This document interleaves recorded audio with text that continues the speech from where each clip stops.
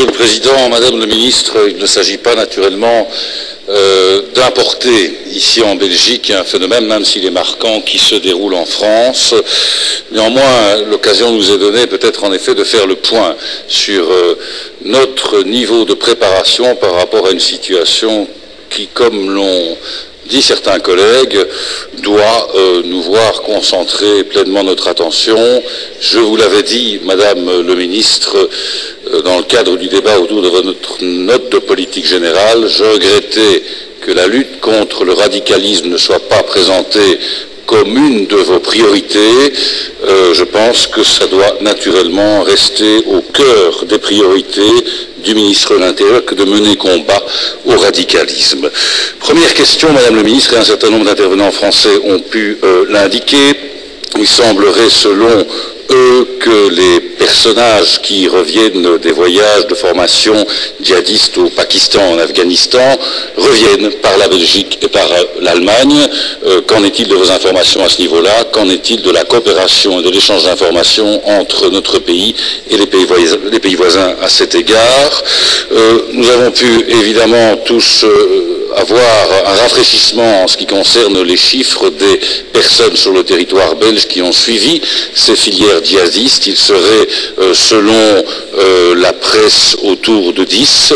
Qu'en est-il précisément du suivi lié, de la surveillance liée à la présence de ces radicaux sur notre territoire? Certains sont-ils en prison ou pas? Je rejoins dans ce cadre-là la proposition que j'ai pu faire relatif au prosélytisme islamiste dans nos prisons, quant auquel j'interpellerai plus précisément le ministre de la Justice à cet égard. Qu'en est-il, Madame la Ministre, de ce qui a été préparé dans le cadre de la présidence belge pour la formation des agents de quartier et la surveillance relative au radicalisme, à savoir le programme COPRA? Que pouvez-vous nous dire également des demandes de renforcement des effectifs de la direction judiciaire pour ce qui concerne les services liés à la surveillance et au développement du radicalisme dans notre pays? Je vous remercie. Merci. Là, vous m'entendrez autrement, Monsieur le Président. Je voulais vous dire, Madame le Ministre, que nous n'avons pas eu naturellement réponse à toutes nos questions, mais ce n'est pas grave, nous viendrons vous revoir en commission, avec une autre voix, j'espère, pour vous dire, Madame le Ministre, que j'ai bien entendu vos réponses. Vous avez annoncé que vous feriez un certain nombre de propositions dans les semaines qui viennent.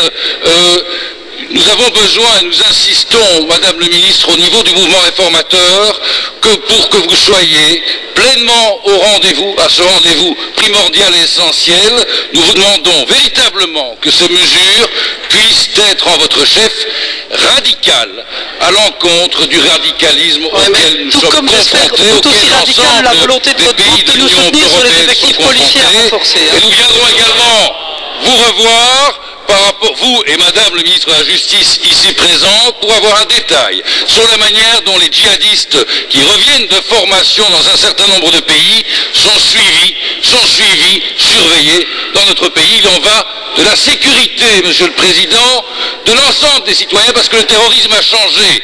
Il ne s'en prend plus à des bâtiments. C'était une réplique. C'était une réplique, Monsieur Ducarme. Het is student is gesloten, ja.